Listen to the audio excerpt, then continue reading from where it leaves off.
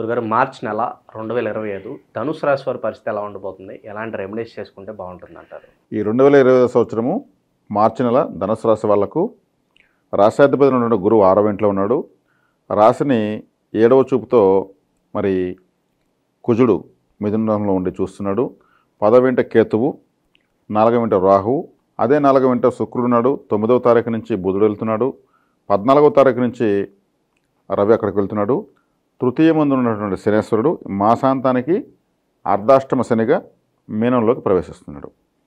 కాబట్టి ఇక్కడ ప్రధాన గ్రహాలు ఇలాంటి స్థితిగతులు ఉన్నప్పుడు వీళ్లకు ఈ సప్తమంలో ఉన్నటువంటి అంగారకుడి వల్ల కాస్త తొందరగా ఆతురతగా ఉంటుంది. వెంటనే జరిగిపోవాలనిపిస్తూ ఉంటుంది. వేగంగా ఆలోచించాలనిపిస్తూ ఉంటుంది. అంగారకుడు అంటే వేగానికి కారకుడు.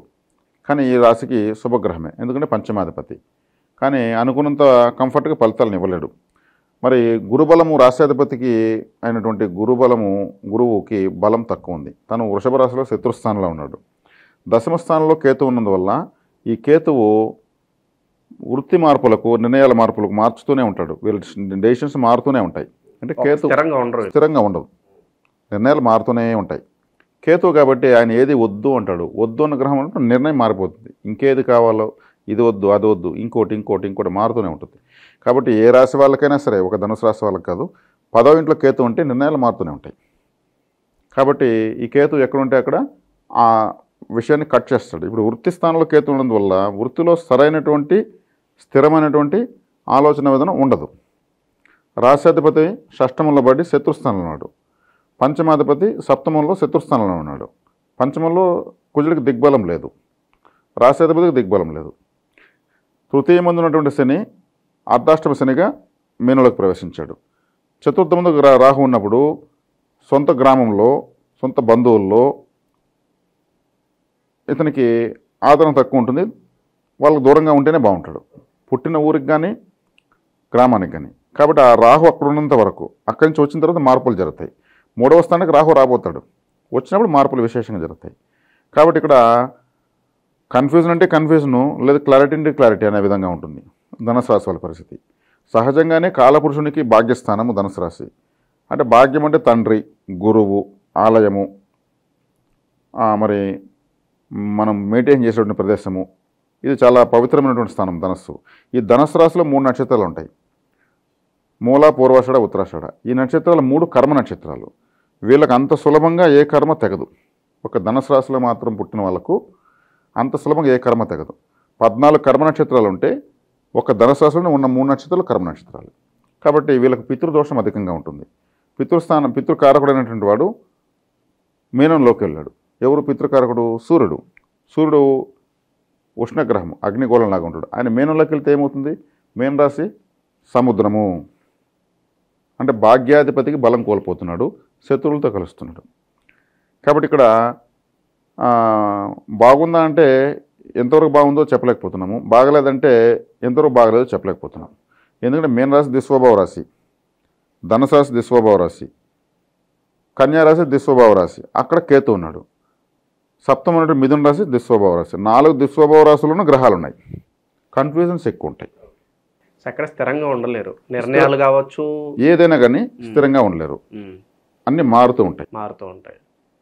మరి స్థిరత్వం రావడానికి ఎంతకాలం పట్టవచ్చు అంటారు?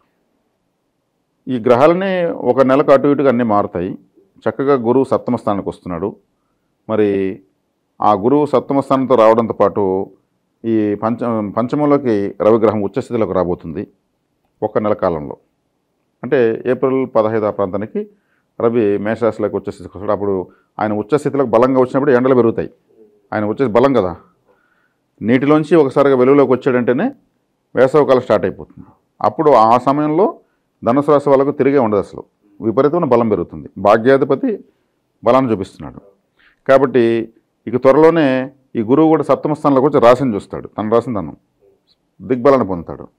కాబట్టి ఈ అనుకూల గ్రహాలన్నీ ఒక నెలకు అటు ఇటుగా మారిపోతున్నాయి. కాబట్టి ఎక్కువ సమయం ఈ కన్ఫ్యూజన్స్ కూడా ఉండవు. సో ఏదైతే కొంతకాలంలో మనకి షష్టగ్రహ కూటమి రాబోతుంది కదా, ఆ కూటమి తర్వాత మరి ధనుసు రాశి వారికి అనుకూలం అంటారా, ప్రతికూలం అంటారా? ఆ షష్టగ్రహ కూటమి జరిగిన తర్వాత రాబోయేటువంటి కాలం చాలా అనుకూలం. అన్నీ కూడా ఒకే చోట ఒకసారి ఉండవు. షష్టగ్రహ కూటమి అయిన తర్వాత అవేమి శాశ్వతంగా ఉండవు. అన్నీ కదలాల్సిందే. గ్రహాలు నిత్యం కదులుతుంటాయి. ఈ కదలికల్లో శుభగ్రహాలు అనుకూలంగా మనకు ఈ రాశి వాళ్ళకి అనుకూలంగా రావాల్సిన గ్రహాలు అనుకూల స్థానాలకు వస్తాయి. ప్రతికూల గ్రహాలు ప్రతికూల స్థానాల్లో ఉండిపోతాయి. కాబట్టి ఈ రాశికి యోగించాల్సిన గ్రహాలు మారడానికి కొంత సమయం పడుతుంది. ఏ రాశికైనా అప్పుడప్పుడు ఇటువంటి పరిస్థితులు సహజమే. ప్రస్తుతానికైతే వీళ్ళ ఆర్థిక స్థితిగతులు ఎలా ఉన్నాయి గురుగారు మార్చి? ఆర్థిక స్థితిగతులు తీసుకుంటే సాధారణంగా ఉంటాయి. పూర్తి స్థాయిలో అధమ స్థాయిలో లేవు, ఉన్నత స్థాయిలో లేవు. అంటే ఏదో ఉన్నామంటే ఉన్నాము, నడుస్తుందంటే నడుస్తుంది అలా అనుకోవచ్చా? అంది మరి అంత తీసుబడిగా ఏం లేదు, కానీ అధమ స్థాయిలో లేవు, సాధారణ స్థాయిలో ఉన్నాయని చెప్తున్నాను. అవి మరింత పెరగడానికి ఒక మాసం అటు ఇటు అవుతుంది. చక్కగా ధైర్యంగా ఉండొచ్చు ధనుసు రాశి వాళ్ళు.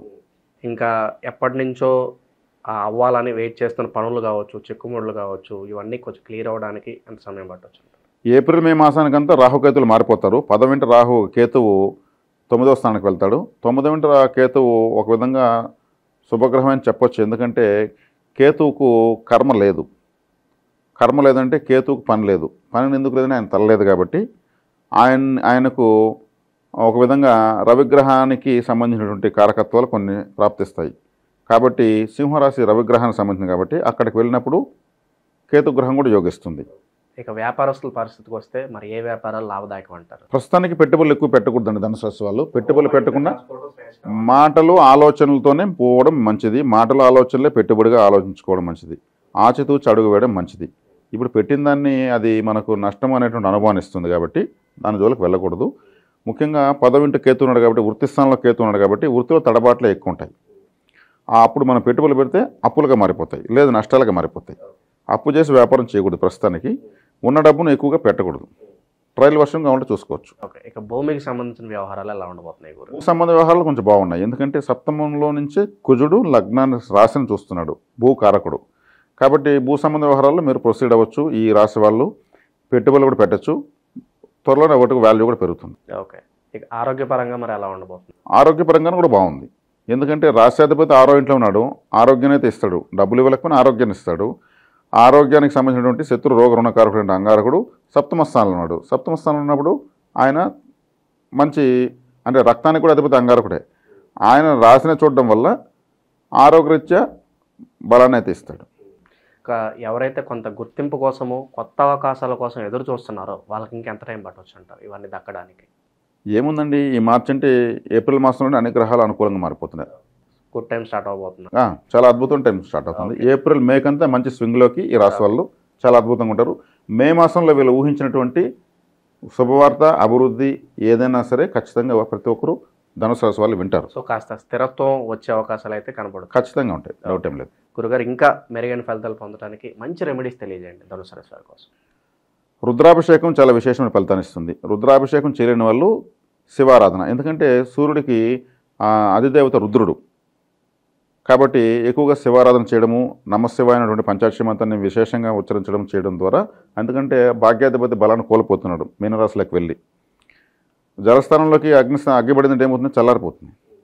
భాగ్యాధిపతి చల్లారిపోతున్నాడు, రాశాధిపతి షష్టమ స్థానంలో పడిపోతున్నాడు. కాబట్టి రుద్రాభిషేకం చేయడం వల్ల ఆ గ్రహానికి బలం పెరుగుతుంది. అప్పుడు మనము ఊరట పొందిన వాళ్ళ మొత్తము మంచి ఫలితాన్ని పొందొచ్చు. ఓకే, మార్చి నెలలో ధనుసు రాశి వారికి ఎలా ఉండబోతుంది అనేది క్లియర్ కట్గా మీ మాటలో చాలా చక్కగా వివరించారు. ధన్యవాదాలు. ధన్యవాదాలు.